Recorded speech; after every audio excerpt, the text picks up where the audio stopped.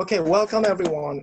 This is the second panel session on misinformation organized by the Institute for Communication Research at Seoul National University. It's organized as part of the Misinformation Across Borders and Contexts Forum. And my name is Kyu Han. I'm professor of communication at Seoul National, and I'll be serving as the moderator of today's session. Originally, Professor Unju Lee was scheduled to be the moderator for this session, but an emergent situation came up, and I will be actually moderating this session.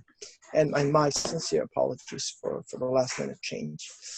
And Professor Lee has handed me over all of the questions that she had prepared for, so I am ready, hopefully. And so I'd like to welcome the three panelists for today's session who have already given a very insightful presentations on misinformation, and their presentations have been uploaded to the YouTube channel. In the first panel session, we had a chance to hear from three American scholars, but today we have more of an international group of scholars. So we have two scholars from Europe and one scholar from Singapore. So we get to find out about the misinformation and fake news from other parts of the world.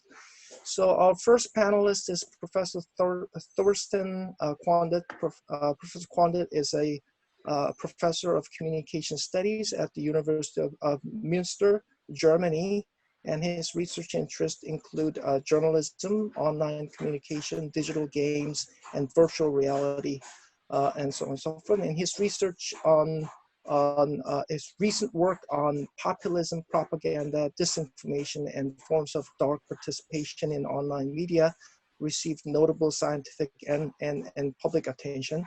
And it was covered in an international media like Washington Post and CNN and La Repubblica and so on and so forth. So welcome, Professor Quandt, and thank you for being here with us. And our second panelist is Professor Oscar Westlund. Professor Westlund is professor at the Department of Journalism and Media Studies at Oslo Metropolitan University, where he leads the Oslo Met Digital Journalism Research Group. And Professor Westlund specializes in digital journalism studies, misinformation platforms, media management, media innovation, and mobile media and communication. Professor Westlund is the editor-in-chief of digital journalism, and he currently leads a research project called the Epistemologies of Digital News Production, funded by the Swedish Foundation for Humanities and Social Sciences. And thank you for being here, Professor Westlund. Thank you. And finally, our third panelist is Professor Edson Tandoc Jr. Professor Tandoc is an associate professor at the Wee Kim Wee School of Communication and Information at Nanyang Technological University in Singapore. And he's an associate editor of digital journalism, the chair of the newspaper and online news division of the Association for Education in Journalism and Mass Communication, and is also the incoming secretary of the Journalism Studies Division of the International Communication Association. And his research focuses on the sociology of message construction in the context of digital journalism. And his recent research examines how the changing news consumption patterns facilitates the spread of fake news. And welcome, Professor Tandoc. Thank you for being here today. Let me first start with perhaps Professor Quandt, but Professor Westlund and Professor Tandoc, you are also more than welcome to provide your insights for any of these questions. I guess as a matter of fact, we will sort of make that a general rule for any of these questions. So if you have any additional insights that you want to share with us, more than welcome to jump in. And I wanted to first ask you about in your presentation, you mentioned that after publishing your recent work on how alternative and mainstream media covered the COVID-19 pandemic, you've received angry reactions and even threatening notes from alternative media users. And when everything is really politicized and scientific research is often attacked and challenged on totally non-scientific grounds. And how would you say that such experience has affected you? And is there anything that the academic community can or should do to preserve and promote academic freedom in such a sort of polarized political environment? Yeah, first of all, thank you for having me and thank you for the question. Actually, I was a bit puzzled at first when I got these hate mails, and I was also a bit surprised. I mean, I'm not naive, so I was expecting some reaction, but the level of reaction I got was even surprising for me, who is doing research in that area. And it was really a first for me to actually get hate mail or people that are basically threatening me with more or less death.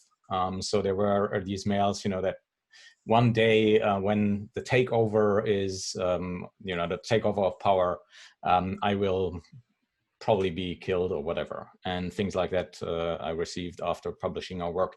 That was new for me because usually when you do journalism research, the normal readership of mainstream media, they don't send you that type of mails after writing about, I don't know, the Spiegel in Germany or the BBC or something like that. So that was new for me. And I actually tried to answer the more civil ones. Some actually answered and were quite surprised that somebody's answering these mails. And then they were much more friendly. So I think on that level, some communication with the less radical ones is still possible. So some discourse is possible. But the more radical ones, I don't think you can communicate with these people because they're so full of hate. I find it a bit worrying. I have a family, you know, as a researcher, I'm not prepared for that. And I think that is an issue that is growing. I heard that from some colleagues as well. So that's really something we have to think about because we need to protect the freedom of science and the freedom of opinion. I'm really surprised too, because pretty much the same thing is happening in Korea too, because Korea is one of the most politically polarized countries in the whole world. I think that this seems to be a sort of worldwide phenomenon now. Because every time I do research with news media and have them publish my research results or something, I don't look at the online postings that people you know, post because it really damages me psychologically. So, but in your case, you've actually received death threats, so that's a whole new level of yeah. Do you feel as if that your academic, you feel sort of you know, you feel as if that your academic freedom has been threatened and you don't or yeah, I mean, the level of threats you get, it's always a bit, you know, that they do it in innuendo. So it's not open. So it's not really a threat that you could use and go to the police and then say, okay, this person is threatening me, you have to do something about it. It's always that they talk about the day X, you know, and this is like a code in their language because the day X is the day when they take over the power and then democracy will be gone. Things like that. So that is difficult actually for scientists to react to that because also there is no kind of structure at the level of universities. They're not really prepared for that. So when that happened, I asked for help more or less. And I found that a lot of colleagues are in the same situation, but also didn't get real help because frankly, you know, a few years ago, this didn't happen. And so I think the university system needs to adapt to that and take some measures to protect scientists and, you know, free research. I think journalists know that for many years now.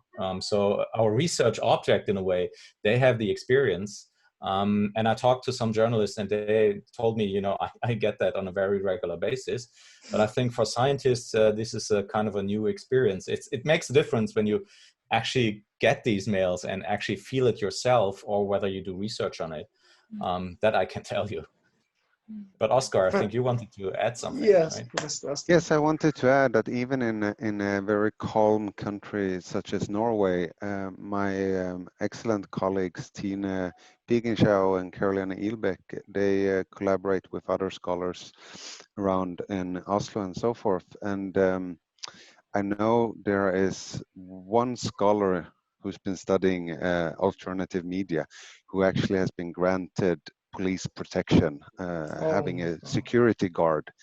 And they have also had meetings in conjunction to having these projects with the Norwegian secret police, how to be anonymous on the web. And essentially, I think this comes down to an emerging vein of research we're seeing now. Sylvia Weisbord, Seth Lewis, and others have studied on online harassment and mob censorship and so forth, and where these fringes, these actors are really threatening both scholars and journalists, and in some ways censor us because of these death threats. And I know a team of scholars operating in Holland and the US, where the threats were so severe that they actually walked up to the house and spray painted "I'm gonna kill you" on their doorstep. So that was nothing but a very direct threat. Wow. And I think this is probably something we need to talk more about, for sure. And Edson and I will be in touch about this, because there are things we can do here. Okay. Wow. Thank you for sharing your experiences with this. So I thought that Korea was really the bad case, but I guess it's sort of all over the world now. Yeah. Yeah. Yeah, I think Okay. that may I add something to Yes, that? Because please. I think we have some answers for that, why this is happening. I mean, we see that this is an effect of the polarization that we see in democratic countries that is due to populism. I mean, we know that from more authoritarian countries, where actually the leadership is more or less polarizing the country for their own interest. But we also see that in democratic countries, that there are especially, I have to say, right-wing groups. The left does it in a different way, but there are right-wing groups that are very active, at least in Germany, on the internet, and try to polarize the society and actually shift the norms and what you can actually say. So I think it's not a coincidence that, for example, scientists are threatened, because it actually, we give scientific proof and try to give facts, and they actually want to install a belief system. And so facts is actually kind of the enemy of a belief system. It's not religion. We're in a different game, right? And so for them, I think it makes a lot of sense to discredit research and factual based empirical work, for example. Wow. What is really surprising to me is that I was thinking a lot of political scientists, I think, argue that this is more, has to do, in Korea at least, a lot of political scientists argue that this has to do with the fact that we have a presidential system, which is sort of everything, all the power is centered around the president himself. But it seems to me as with it's happening across different political systems, like in Northern Europe, like I would argue that Norway or Germany would have much more decentralized sort of political systems than the presidential system we have in Korea. So it seems to me then it has something, suggests that perhaps this has even more to do with the media systems and technological developments and other, or at least other political sort of social changes that's been taking place in these across the country. So, I mean, I think it's certainly, as a social scientist myself, I find it very disturbing. And so, thank you for sharing your experience. Yeah, it's very interesting to know. My next question is to Professor Westlund, primarily. So in your presentation, you said that data journalism is not a solution to misinformation. Could you perhaps elaborate on this view? And there's if there's any way data journalism can actually help better fight misinformation and fake news, and how can we leverage the principles and practices of data journalism to prevent and alleviate the problems associated with misinformation?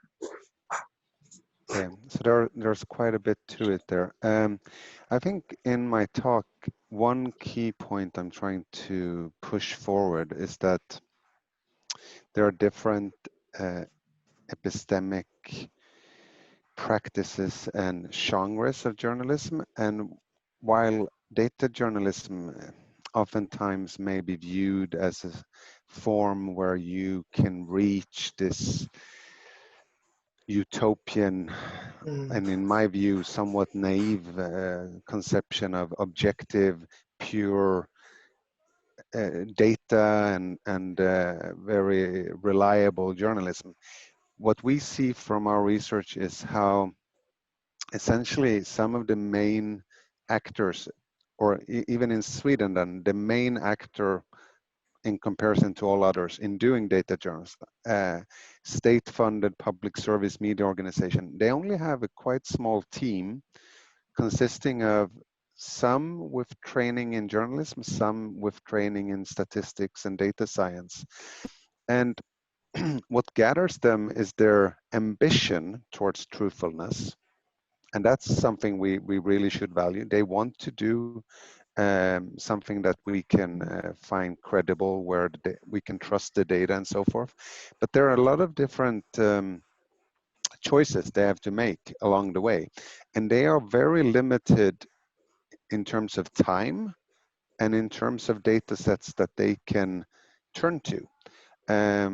And so, for instance, with the COVID-19 reporting, initially they were turning to UNESCO for data. But it's a very competitive mediascape where people want to jump on the figures immediately. And many other international outlets were turning to the Johns Hopkins data.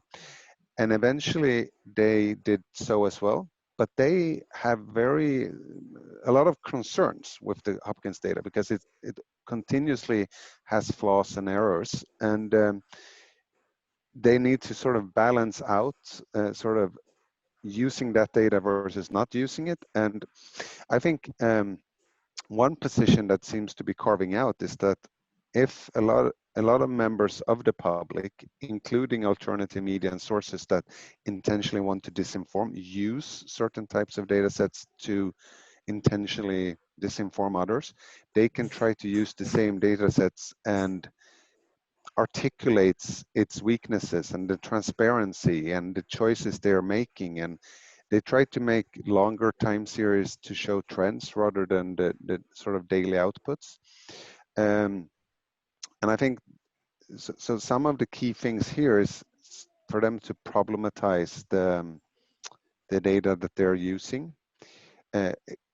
As for your question here, sort of principles and practices of data journalism, by achieving a reach, they can make a difference and they can involve the audience in a participatory way with the data, and they have experienced more help in a sense of a participatory journalist that the public can point out errors. But I think we need to acknowledge that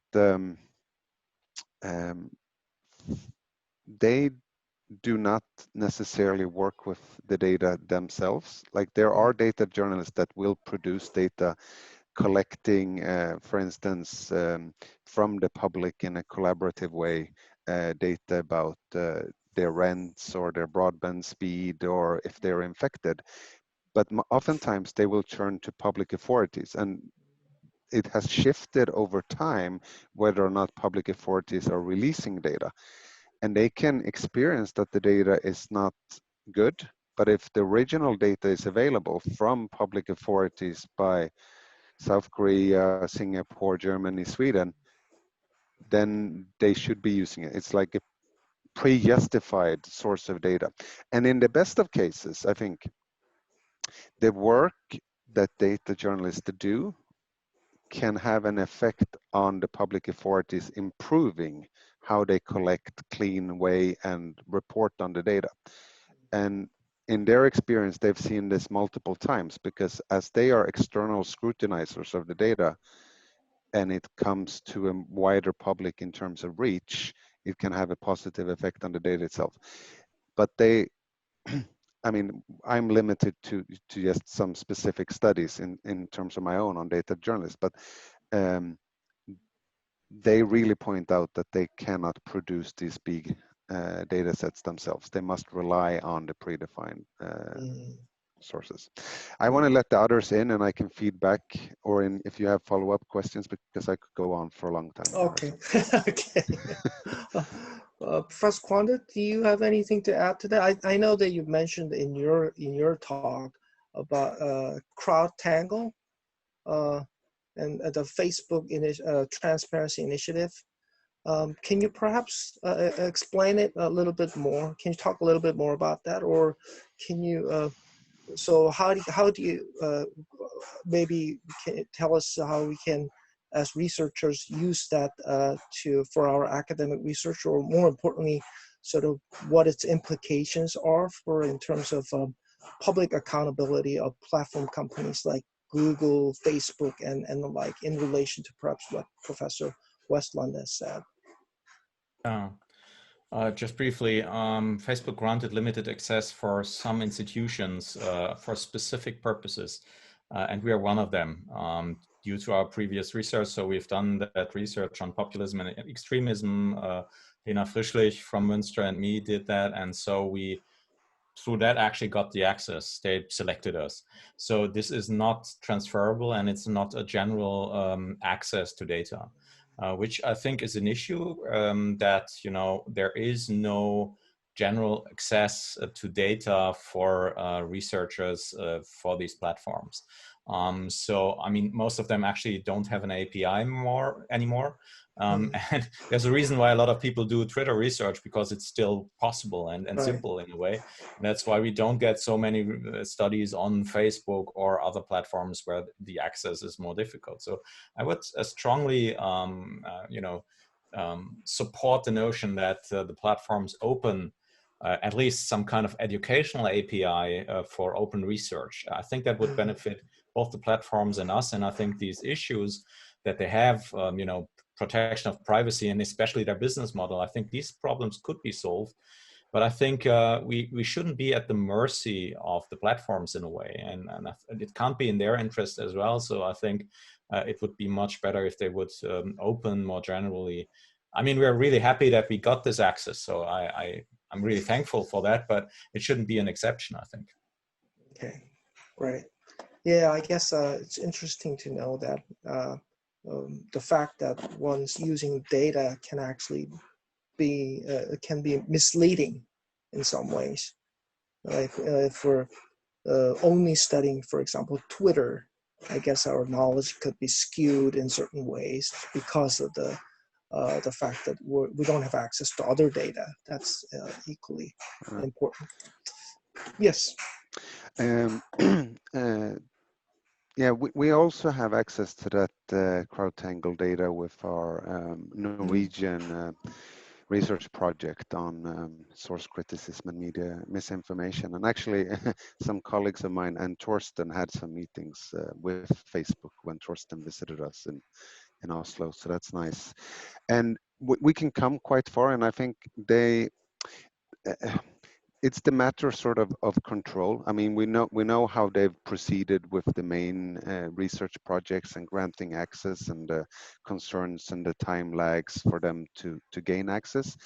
With CrowdTangle, it seems to be a somewhat more informal process, but where public policy managers need to sort of recommend the researchers to their CrowdTangle division within Facebook, and CrowdTangle need to have someone who can tutor the researchers. At least from my experience, they were very keen to set up a couple of meetings so that we would know what we do with CrowdTangle. And I know that they work similar, and I think this is quite important in this context. They do it similarly with publishers and different journalists. And they have this election interference team, which I've learned more about more recently, where they have an international team that works much with the 2016 presidential election as a critical incident, something that Edson Tandoc is an expert on this concept and leads a book project on. And forming from that experience, they have a team working with election interference, and then they work on national context. So for instance, in Norway, the upcoming Norwegian election is in 1 year. So they have a sort of new routine where the local teams will work with different stakeholders and look into issues management and different types of concerns that may occur in an election in 1 year and establish a network. And in these contexts, of course, CrowdTangle serves a good purpose because you can follow different types of issues management, and you can look at official statistics. Is immigration or is religious issues or climate change, what are the main issues? And here they will sort of enroll local players and try to educate them. But I think in their main ambition towards transparency, they work more and more towards sort of making it available to others step by step. And I think that's a good ambition. I think they've made some quite different steps now in recent years. I feel that Facebook contacts that I've had over the years have become much more open in my conversations with them. That's great. Yeah, totally agree with Oscar on that one. I think they learned their lesson in a way. And I think especially since the last US election, they've come very far, and changed a lot, because they also learned that they have a role in that process. Before, I think the argument was very often, we're just a platform provider. We're not involved in politics or anything. But I think they learned that as they provide the infrastructure, and as their algorithms also interfere with the communication, I think they also have a responsibility. And I think that's a good development. I think we just need more of that, and probably also broader. Yeah. Hopefully we will see more of these platform companies willing to share their data with us and working together with the academic community. Certainly. My next question is for Edson. As a former journalist, you advocated stronger support for journalism as a means to fight fake news. But according to the Reuters Institute Digital News Report published earlier this year, in Korea, Korea ranked the lowest among the 40 countries included in the study. I think only about 28% maybe said that they trusted news media in Korea, whereas the world average was around, maybe wrong, but about 44% or so. So the question is, how does Singapore compare to South Korea in this regard? And how can journalism be a solution when people actually believe that journalists are responsible for the current crisis rather than someone who can actually, solve this problem? I guess is the question. Yeah. So when I prepared my presentation, the research that I was sharing about was done in Singapore, where I am working now. My experience as a journalist was in the Philippines. And after I sent my presentation, I realized, the people who are going to watch this are in South Korea. And I wouldn't claim to be an expert of journalism in South Korea, but I know from my friends, I have lots of wonderful friends from South Korea. I watch a lot of K-drama and part of BTS Army. So I have an idea of what the journalism system is like. And I know that a lot of people in South Korea don't really trust the mainstream press. And so I knew this question is coming, and I'm glad that it's here. I'm not sure if I'm prepared to answer that, but I think what when I was thinking about this, definitely, even in the Philippines where I worked, even here in Singapore, not all players in mainstream journalism are responsible all the time. There will definitely be mistakes, right? And I think in my presentation, I also said that in the end, you know, we get the kind of media that we are willing to stand for and fight for, and part of that is making the mainstream media also accountable, right? So if there's something that's wrong, I think it is also part of public responsibility to call out when things are not right, to demand corrections when they're needed, to demand accuracy when mainstream press falls short of this standard. But that said, if we don't trust many players in the mainstream press, what is the alternative? Fake news shouldn't be the alternative because we cannot hold them accountable. We don't know who they are. We don't know how to contact them. So I feel like if we're choosing between these two, even with shortcomings, the press, you know, journalism still has measures and rituals of accountability, and that we can hold them accountable. Certainly in the Philippines, there are of course some shortcomings of the media, and I think it's part of our responsibility to hold them accountable. So I think that again, I'm not I only have a vague understanding of the media system in Korea, but I also hear of the shortcomings of the mainstream press there. But the good thing with journalism is there are ways to hold these people, these outlets accountable, something that we don't have when we're dealing with fake news. Well, the big puzzle in my mind regarding that question is the in terms of perhaps level of democracy. Korea is probably ranked somewhat higher than the Philippines, or maybe even than Singapore. I don't know if I'm in the conventional sort of sense of a democracy. I think Korea ranks higher than Singapore or the Philippines, but and it's been about over 30 years since the Korea has democratized in 1987. But it seems to me as if the press freedom is, I mean, there's no shortage of press freedom in Korea now, but the people's trust in the news media has actually gone down substantially in the past 30 years, and it's much lower than the Philippines or Singapore. So yes, please, Professor Westlund. I think there are a number of things we need to sort of recognize here in studying trust. And I think trust is in some ways a very problematic construct. In some way, trust and credibility are something that journalists and the news publishers prefer to occupy themselves with as their symbolic value, and of course it has a lot of importance.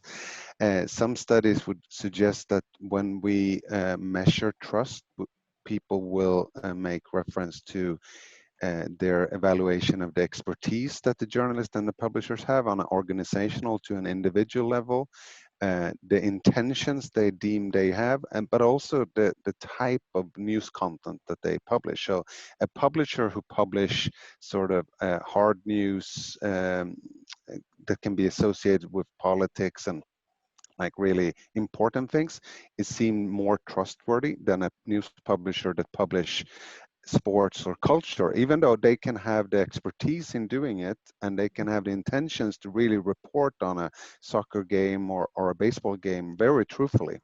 But I think what happens is that when the reach goes down, and we're seeing that all over, that people are displacing the legacy media and they're turning to online formats, but you trust what's familiar to you. So the surveys we've done in Scandinavia with the SAM Institute and the Nordicom, you can see a significant correlation between those who read a newspaper 5, 6, 7 times a week and having trust in the same newspaper. So even like if we take Swedish top premier national morning subscribed news outlets, those who trust them are those who read them. So even a highly educated person in the rural areas of Sweden who's not subscribing to these quality papers will be somewhat skeptical in terms of trust because they're not familiar. They will only go by reputation. In the normative sense, you're supposed to trust them. And then we come to another question, the normative idea whether or not to trust. And we now have strong forces. This comes back to our original part of discussion. We have strong forces that are seeking to delegitimize the news media. So they will do their best with a discourse. We have concepts such as meta-journalistic discourse, how they try to sort of present their credibility. In some ways, we're seeing anti-journalistic discourses where they are seeking to delegitimize the news media.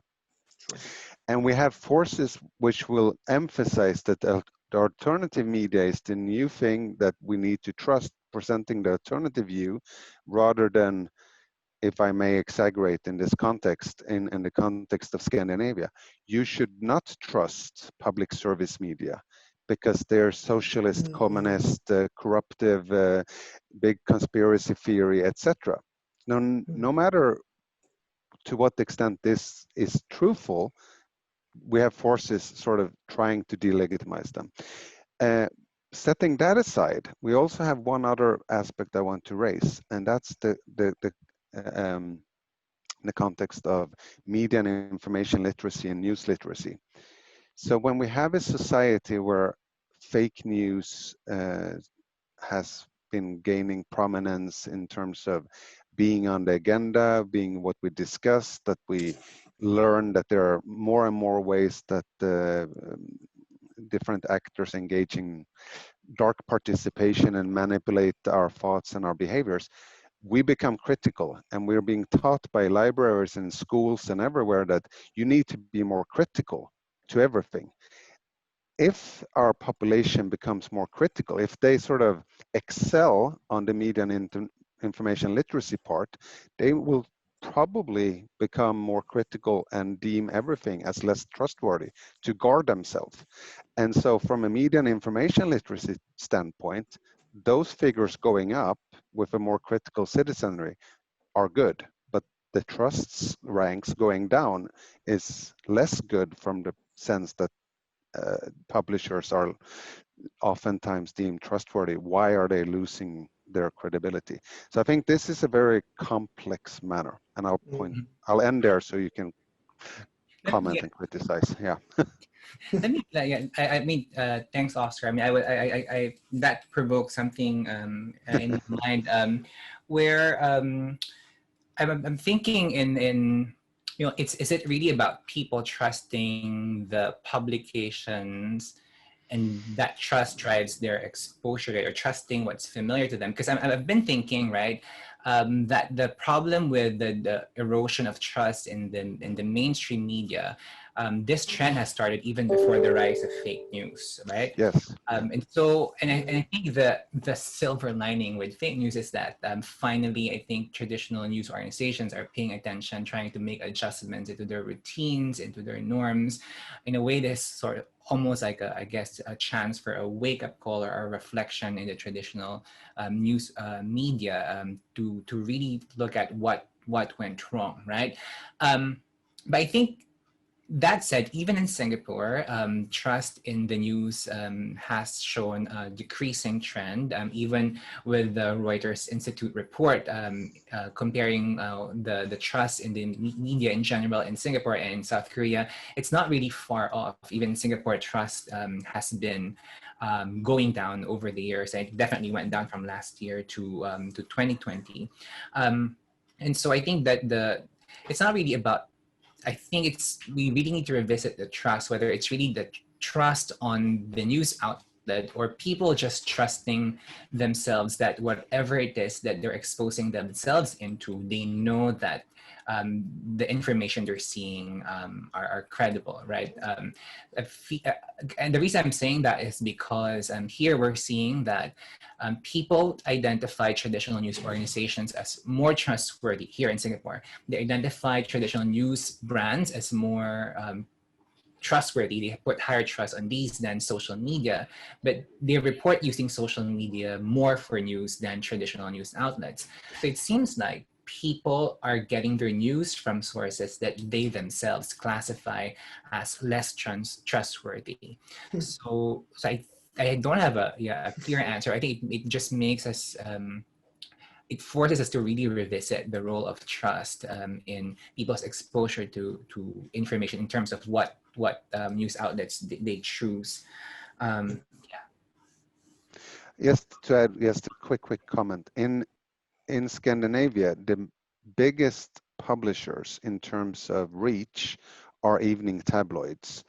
And for long periods of time, the trust have been zero. It's been minus.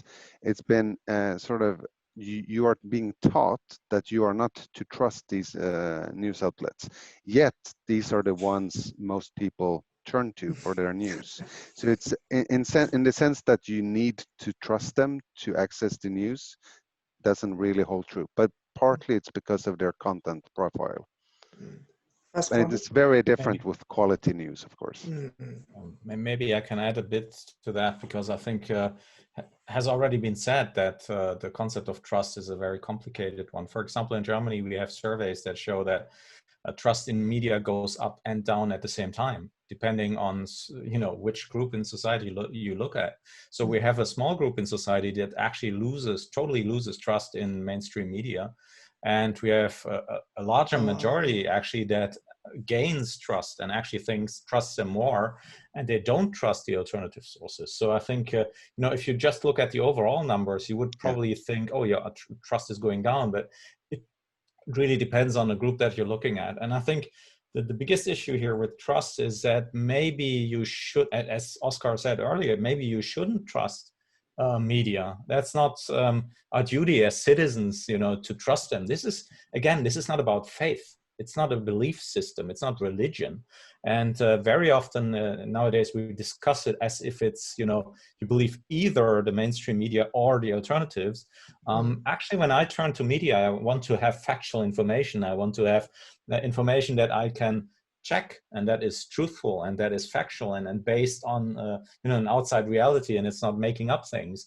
So I really want to test them, and if that is possible, you shouldn't in the end lose trust in them, because they would be open and transparent about that. So trust, I think, is a very difficult concept when it comes to institutions, and especially media institutions, because it's, I think, not our duty as citizens in the first place, to trust them or to grant them that without any proof. But I think we can see that, for example, in Germany, there was a discussion, especially in summertime, about Corona. We had these large hygiene demonstrations where people were, saying, we don't trust the government. This is totally ridiculous. COVID is not existing. The media are making this up. That was in summer, when there was nothing, that you could feel in your local environment, because there weren't many infections in Germany at all. It was just a few in the country. And so basically nobody knew somebody who had COVID. Now that we're going towards the winter, the numbers are rising, and it's the growth is crazy, right? And so now everybody knows somebody who has COVID, or or knows people that are in the hospital and so on.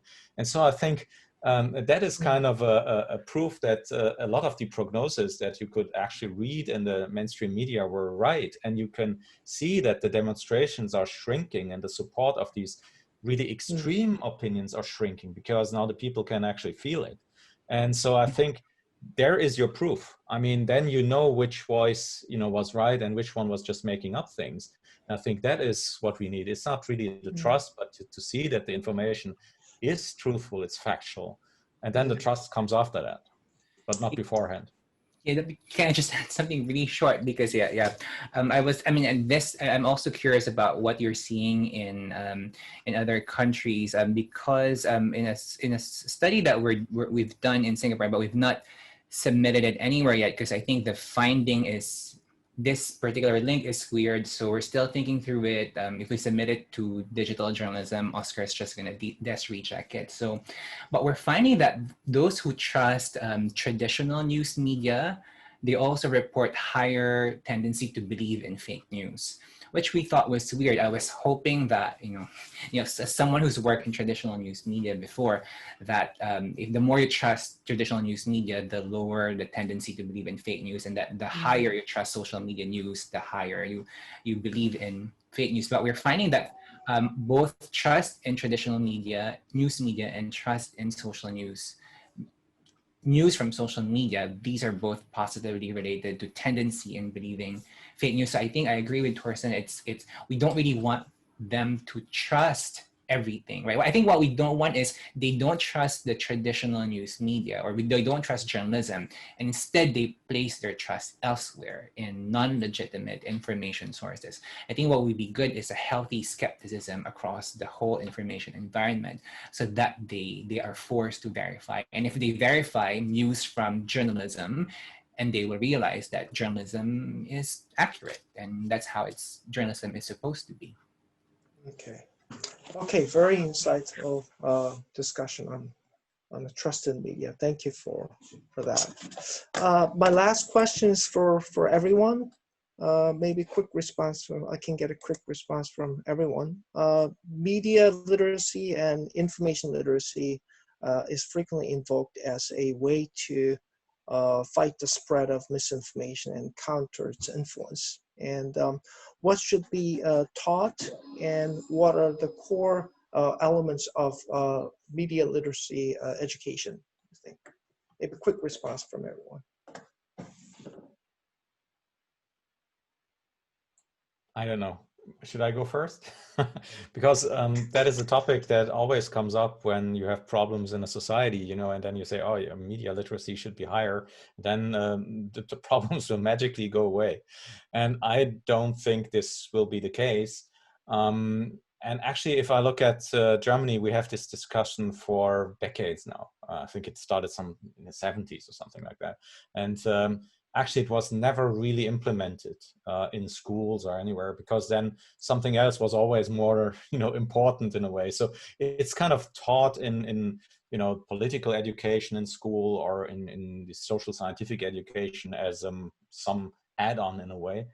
But I think it's certainly valuable, and it's important, and we should do that, and people should know more about how media works.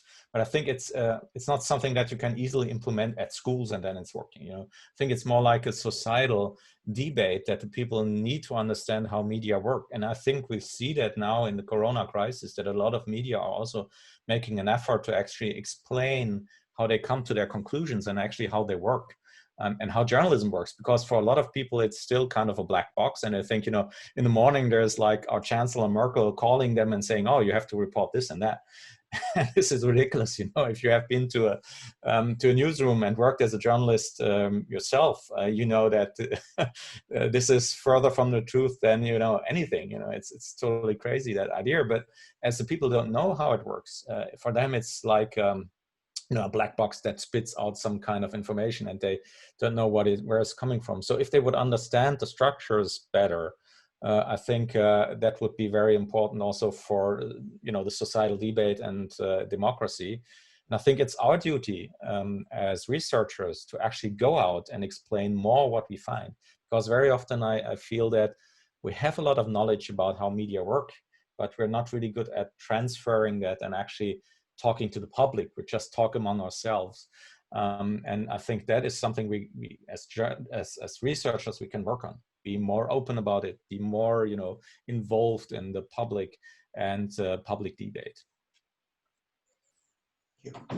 Mr. Westlund? Yes.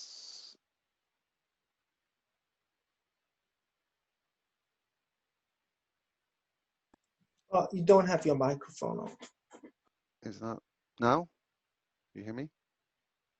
Good. I think, I mean, of course, we should take a solid first step in all the good work that UNESCO has been doing for many, many years in this realm. And I think UNESCO informs, in the context of Sweden, we have a UNESCO professor, Ulla Karlsson at University of Gothenburg. We have the Swedish Media Council with Annette Novak leading, and they collaborate with different stakeholders. And I think we need to move in Sweden and elsewhere from looking predominantly at teaching this at schools and through libraries to the wider public. And I know there are many different initiatives going in that direction. But essentially, I would say there needs to be a coordination across different stakeholders. We need to enroll universities, we need to enroll public authorities, but we also need to use technologies that allow for us to experience and learn in more innovative ways how it is to get to know others and their experiences, expose ourselves to hate, expose ourselves to platform mechanism. I mean, we need to know platforms to know how different stakeholders are taking advantage of these platforms for purposes of dark participation, and sort of what it means to be part of the digital mediascape today in terms of how you navigate it and what others are getting from you. And all of this is really complex. If it's any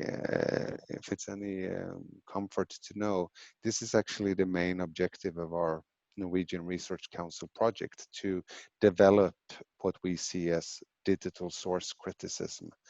But I mean, we're only in the beginnings, but our ambition is to do this, and we're currently approaching heterogeneous mix of companies and representatives to learn what they are doing in their contexts that can be valuable to acknowledge. Okay, thank you, Professor Westlund. Professor Tandoc?